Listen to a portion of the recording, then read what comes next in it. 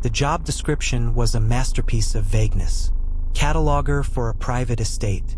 Experience in archival science preferred. Ability to work in isolation mandatory. The pay was more than I'd made in 3 years of freelance work, and the location was a remote manor in the Scottish Highlands, tucked away in a valley where the sun seemed to set 2 hours early. The employer, Elias Thorne, was a man of shadows. He never met me in person. He sent a car, a set of iron keys, and a letter written in a hand so precise it looked like it had been printed by a machine. The letter contained only 3 instructions. First, the inventory must be alphabetical. Second, the ink must be archival quality. And third, the one that should have been a warning: do not remain in the basement after the clock strikes 12. The manor was a gothic skeletal structure of gray stone and dying ivy. But the archive was where the heart of the house beat. It was a subterranean library that defied the laws of architecture. It stretched further than the house was wide. A labyrinth of obsidian shelves and leather-bound journals that reached up into a ceiling lost in shadow. The air down there didn't move. It smelled of vanilla, old dust, and something metallic, like a copper coin resting on a tongue. My task was to index what Thorne called lost hours. He believed that time wasn't a linear river, but a fabric, and sometimes that fabric tore. A person would experience a gap in their memory, a missing hour, a lost afternoon, a Tuesday they simply couldn't account for. Thorne believed these moments didn't vanish. They simply shifted, becoming physical records that could be harvested. For the first few weeks, it was a dream. I spent my days cataloging the banal tragedies of strangers. A woman in 1920 who forgot the hour she spent saying goodbye to her dying father. A soldier in 1944 who lost the hour he spent hiding in a cellar. It was melancholy, yes, but it was peaceful. Until I found the volume labeled with my own name. T was tucked behind a row of 17th century ecclesiastical records. A small, charcoal-colored journal. I opened it, expecting a mistake, but the handwriting was mine. Not a copy. Mine. The entries were minute-by-minute accounts of my life. I read the entry for the day I arrived at the manor. 8:14 a.m. The car slows as it enters the valley. 8:15 a.m. I feel a sudden chill in the marrow of my bones, though the heater is on full. It was writing my life in real time. As I sat there, staring at the page, I watched the ink bleed into the paper, forming the words. He is staring at the book. He is breathing too fast. He is beginning to wonder if he is the one being archived. A cold sweat broke across my neck. I tried to close the book, but my eyes caught a section of the journal that had been altered. Pages had been ripped out. Huge gaps of time. Entire weekends, whole months were simply gone. I searched my memory, trying to remember what had happened during those gaps. I searched my memory, trying to find the events that matched the missing pages. But there was nothing, just a void, a blank space in my soul where those memories should have been. I began to realize that Elias Thorne hadn't hired me for my skills as a cataloger. He had hired me because I was already leaking. He had found someone whose life was already riddled with holes, and he had brought me here to fill them, or perhaps to create more. I started staying late. I told myself it was professional curiosity, but it was actually terror. I wanted to know what happened at midnight. I wanted to see the thing that was stealing the hours of the world. On the 14th night, I didn't leave. I hid in the gap between the histories of the fallen and the chronicles of the unseen, pulling a heavy velvet curtain over myself. I sat in the dark, my heart hammering against my ribs like a trapped bird. Then, the clock in the hallway struck 12. The sound wasn't a chime. It was a scream of grinding gears. The humming in the walls, the constant, low-frequency vibration that had been my only companion, suddenly cut out. The silence that followed was absolute. It was the kind of silence that makes you hear the blood rushing through your own ears. And then, from the far end of the corridor, I heard it. Step, drag, step, drag. It sounded like someone dragging a heavy sack of wet sand across a marble floor. I held my breath, peering through the slit in the curtain. Out of the darkness emerged a figure. It was towering, draped in linens the color of a dead man's skin. arms were too long, the fingers ending in sharpened quills of bone. But it was the face that froze the air in my lungs. Where a human face should have been, there was a massive, ornate porcelain clock face.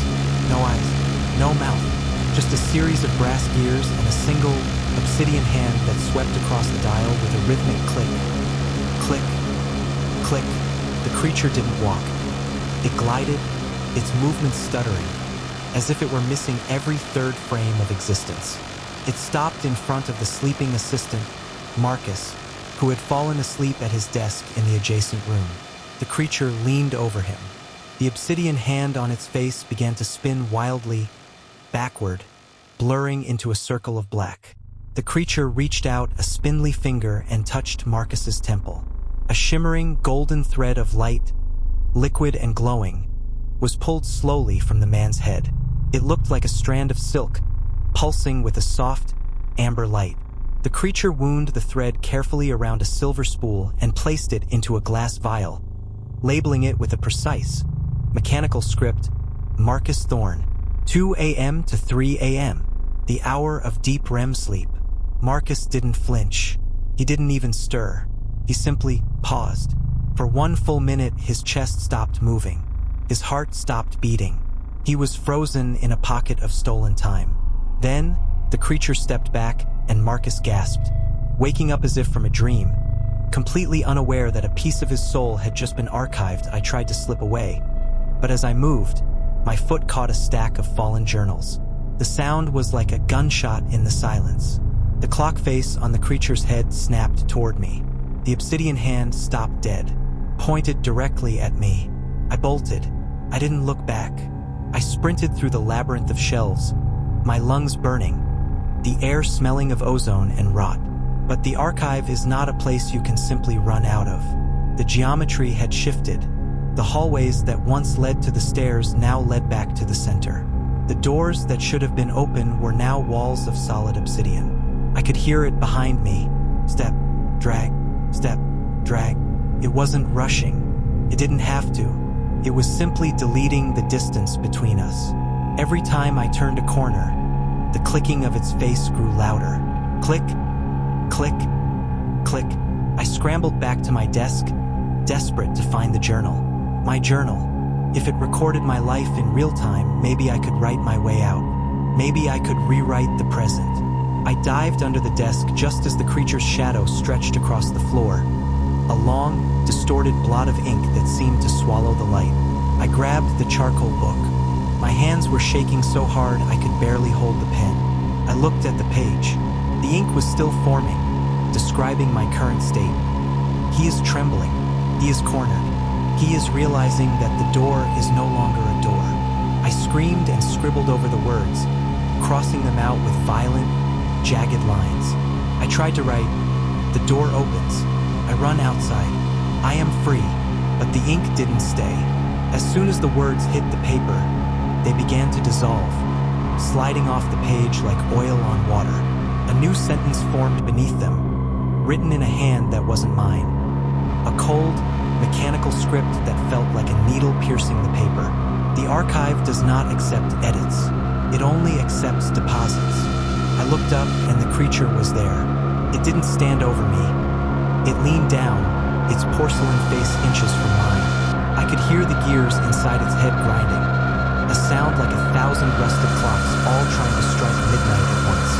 The obsidian hand on its face began to spin, not backward this time, but forward, fast, faster than the eye could follow. The world around me began to blur. The shelves of the library stretched and warped, turning into long, gray streaks of motion. I felt a sudden, violent tug in my chest, as if a hook had caught the very center of my being. The creature didn't touch my temple, it touched my chest, and then the golden thread began to pull. It didn't take an hour, it didn't take a day, it took everything. I felt the memories of my childhood slide away, the smell of my mother's perfume, the feeling of the sun on my face during a summer in Italy, the first time I ever fell in love. One by one, they were pulled out of me like threads from a sweater, wound around that silver spool, and placed into a glass vial. I tried to scream, but but the hour of the scream had already been harvested. I was a passenger in my own body, watching the void grow inside me. The creature stepped back. The clock face on its head slowed to a gentle, rhythmic tick. Tick, tick. It didn't kill me. That would be too simple. Instead, it handed me the pen, pointed to a new volume on the desk. A blank book, a charcoal-colored journal, exactly like mine, but with a different name on the spine. I looked at the name. It was the name of the next candidate. A young woman from London, a graduate in history, someone who was leaking time just as I had been. The creature glided away, its step, drag, step, drag, fading into the depths of the archive, leaving me in the oppressive, sterile silence. I looked at my hands. They were turning pale, gray. My skin felt cold like marble. When I tried to speak, no sound came out, only the faint, metallic clicking of a gear turning in my throat. I realized then that the cataloger isn't a job, it's a cycle. The archive doesn't just store lost hours. It needs someone to maintain the records, someone to lure the next leaking soul into the Highlands, to handle the keys, to write the letter. I picked up the pen. My movements were stuttering, missing every third frame of existence. I began to write the letter. The archive is waiting. Do not leave the basement after midnight. The letter was finished. The ink was dry. I remember the feeling of the envelope sealing itself. Not with glue, but with a sort of organic suction, like a wound closing. I placed the letter on the silver tray by the door and waited. I didn't have to wait long. The archive is patient, but the hunger of the clock is constant. A car pulled up the gravel driveway of the manor. I could hear it from the basement, a faint vibration through the obsidian floor. A young woman stepped out. She looked exactly as the journal had described. Eyes wide with a mixture of ambition and anxiety, clutching a degree from a London university. Her coat buttoned tight against a chill she didn't yet understand. She entered the foyer, her heels clicking on the marble. I watched her from the shadows of the banister, my movements now completely stuttered. To her, I would look like a glitch in her peripheral vision, a flickering shape of gray linen and porcelain. "Hello?" she called out. Her voice was bright, full of the kind of vividness that only exists in people who still own every second of their lives. "Mr. Thorne? I'm here about the position." I didn't answer, couldn't. When I tried to open my mouth, the only sound that emerged was the click-clack of a brass gear shifting in my jaw. I watched her find the letter. I watched her read the instructions. I watched the exact moment the hook caught her, the moment her curiosity outweighed her caution. She smiled, a small, hopeful thing, and headed toward the basement door. As she descended the stairs, she passed the spot where I had once hidden behind the velvet curtain. She didn't see me. I was no longer a man. I was a record. I was a collection of harvested hours, a ghost made of stolen time, bound to a library that never sleeps. She reached the desk and saw the charcoal-colored journal waiting for her. She opened it, and I saw her face pale as she read the first entry. She has entered the room. She is touching the paper. She is beginning to wonder why the air smells of ozone and rot. She looked up, her eyes searching the darkness, and that's when I felt it. A sudden, violent shift in the air. A cold wind blowing from the depths of the archive, where the shelves stretch into infinity.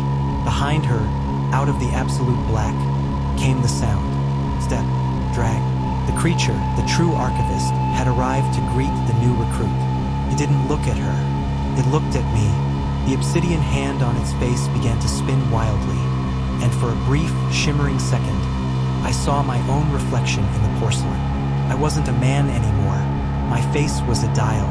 My heart was a pendulum, and my soul was a series of glass vials, neatly labeled and stored on a shelf in the histories of the forgotten. The creature reached out and touched the girl's shoulder. Click. The hour of her arrival was officially recorded.